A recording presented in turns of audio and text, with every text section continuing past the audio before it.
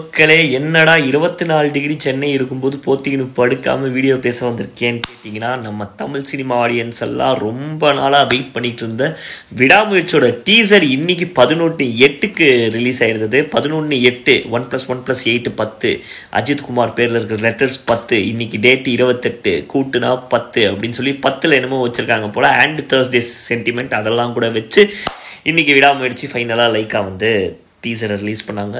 ஒரு 1 minute 48 seconds வந்துட்டு இந்த டீசர் வந்திருக்கு.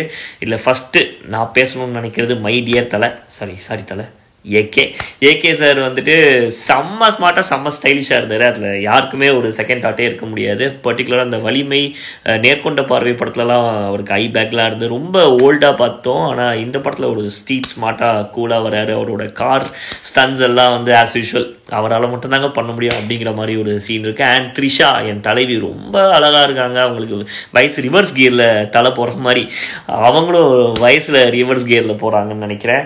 அண்ட் மகிழ் திருமேனி வந்துட்டு we know him for his action sequence and அந்த எட்ஜ் ஆஃப் த சீட் கையில் த்ரில்லர்ஸ்க்கும் அதுவும் வந்துட்டு பர்ஃபெக்டாக இந்த படத்தில் இருக்கும்னு நினைக்கிறேன். I might be wrong, but இது வந்து ஒரு பிரேக் டவுன் அப்படிங்கிற ஒரு ஹாலிவுட் 1997 பேஸ்டு ஃபிலிமோட இன்ஸ்பிரேஷனாக இருக்கும் அப்படின்னு சொல்கிறாங்க. அந்த பேசிக்காக ஒரு 2 கப்பல் வந்து அவங்களோட ஒரு ட்ரிப்புக்கு போகிறாங்க, ரோட் ட்ரிப் மெக்சிகோவில் இருக்கிற ஒரு டெசர்ட்டுக்கு. அங்கே வந்து அவங்க ஒய்ஃப் தொலைஞ்சு போயிடுறாங்க. அதை வந்து தேடி கண்டுபிடிக்கிறாரா இல்லையா ஹீரோ அப்படிங்கிறது தான் அந்த படத்தோட கதையாக இருக்கலாம். அண்ட் இதில் வர அந்த லைன்ஸ்லாம் எல்லாரும் கைவிடும் போதும் நம்ம வந்து உன்னை நம்பணும் அப்படிங்கிற மாதிரி ஒரு மேட்ரு போட்டிருக்காங்க. ஆஸ் யூஷுவல் இது எல்லா தலைப்படத்துலையும் வர ஒரு மெசேஜ் தான். அண்ட் ஃபைனலி அனிருத் எனக்கு ஸ்லைட்டாக ஒரு டிசப்பாயின்மெண்ட் தான். ஏன்னா அண்ணன் வர்ற வரிவுடு டைகர் கா ஹுக்கும் நாயகன் மீண்டும் வராருன்னு ஒரு பிஜிஎம் கொடுக்குற அனிருத் இதில் ஏதோ முயற்சி எனர்ஜி விக்டரி அப்படின்னு சொல்லிட்டு ஏதோ காம்ப்ளான் ஆட்ல வர மாதிரி கொடுத்துருக்காரு. But still long way to go. And அது இல்லாமல் அர்ஜுன் வராரு, ரஜினா கெசன்ட்ரா, ஆரவ் அப்படின்னு நிறையா ஸ்டார் காஸ்ட் இருக்காங்க இந்த படத்தில். இதில் யூனிக்கான என்ன பார்க்குறேன்னா, இதில் ஹீரோவோ மற்ற கேரக்டர்ஸோ யாருமே பேசலை.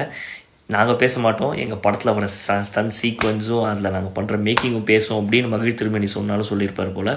அண்ட் இந்த படத்தோட டீசர் ரிலீஸில் வந்து நான் ஒன்று வியந்தேன். ஏன்னா இப்போ வந்து பெரிய ஆளுங்க படம்லாம் அந்த Tier 1 Tier 2 ஹீரோஸ் படம் ரிலீஸ் ஆகும்போது இந்த ட்ரெய்லர் ரிலீஸ்க்கு ஒரு ப்ரிவ்யூ, அதுக்கு ரிலீஸ் டேட்டுக்கு ஒரு ரிலீஸு, அந்த மாதிரி சொல்லி ஒரு போஸ்டெல்லாம் போட்டு 5 hours to go 4 hours to go 3 days to go அப்படின்லாம் வந்துட்டு இப்போ சோஷியல் மீடியா ட்ரெண்டில் இருக்காங்க. அது இல்லாமல் வந்து இந்த படம் 1000 கோடி வரப்போகுது 2000 கோடி வரப்போகுது வாயை பொழந்து பார்ப்பீங்க அப்படின்லாம் சொல்லிட்டு எந்த ப்ரமோஷனும் பண்ணாமல் 11/8க்கு வரப்போகுதுன்னா 10/8க்கு நம்ம அனௌன்ஸ் பண்ணுவோம் அப்படிங்கிற மாதிரி லைக்காக வந்து ஒரு பிளான் பண்ணியிருக்காங்க. இது வந்து ஏகே சார் ஒரு நிறைய படங்கள்ல இப்படிதான் நடக்குது. That is good and organic அப்படின்னு நான் நினைக்கிறேன். ஸோ ஒரு வெட்டி பந்தா இல்லாமல் ஓட போற விடாமுயற்சி வெற்றி பெறுமா பெறாதா January 9th அன்னைக்கு பார்ப்போம்.